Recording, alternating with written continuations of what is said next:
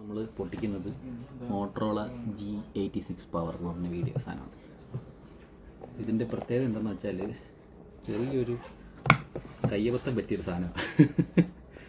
എന്താണെന്ന് വെച്ചാൽ G86 ഷോപ്പിൽ മേടിക്കാൻ പോയപ്പോൾ G86 പവറിൻ്റെ പകരം അവിടെ വെച്ചിരുന്നത് ഫ്യൂഷൻ എന്ന് പറഞ്ഞൊരു മോഡൽ, അതായത് എഡ്ജ് സൈഡ് ഡിസ്പ്ലേ ഒക്കെ വരുന്നത്. ആ സാധനം വെച്ചിട്ട് അയാൾ എടുത്ത് കാണിച്ചു തന്നു. അപ്പോൾ നോക്കുമ്പോൾ എഡ്ജുള്ള ഫോണാണെന്ന് പറഞ്ഞ് ഇത് മേടിച്ചുകൊണ്ട് വന്നു കഴിഞ്ഞപ്പോഴത്തേനും വന്ന വഴിക്ക് നോക്കിയപ്പോൾ ഒരു സംശയം തോന്നുമ്പോൾ നോക്കിയപ്പോൾ എഡ്ജ് ഇല്ലാത്ത ഫോൺ. പിന്നെ റിട്ടേൺ കൊണ്ട് കൊടുത്തു. കുറേ ഡിസ്കഷനെല്ലാം കഴിഞ്ഞ് അവിടുത്തെ ഏതോ സെയിൽസ്മാൻ എടുത്തിട്ട്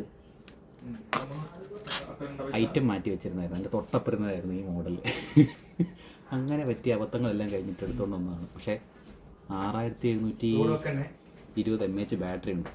ഇത് 2 ദിവസം നിൽക്കുമെന്ന് തോന്നുന്നു കണ്ടിട്ട് ചാർജൊക്കെ. ഇതിനുണ്ട് ഇതിനകത്ത് ചാർജൊക്കെ ഉണ്ട്. നമ്മുടെ സാംസങ് ഐഫോൺ പോലെയൊന്നുമല്ല, പാവപ്പെട്ട ഫോണാണ്. ചാർജറുണ്ട്, ഇഞ്ചക്ഷൻ കേബിളുണ്ട്, ഈ വക എല്ലാ സാധനങ്ങളും ഉണ്ട്. അപ്പോൾ ഞാൻ വാങ്ങിച്ചത് ഖത്തറിൽ നിന്നാണ്. ഖത്തറിലെ ഒരു സ്റ്റാഫിന് പറ്റിയൊരു അബദ്ധം കൊണ്ടാണ് പറ്റിയത്. അപ്പോൾ ഞാൻ ഇന്നലെ ചെന്ന് നോക്കിയപ്പോൾ അവരുടെ തൊട്ടപ്പുറത്തിരിക്കുന്ന മോഡൽ ഇതാണ്.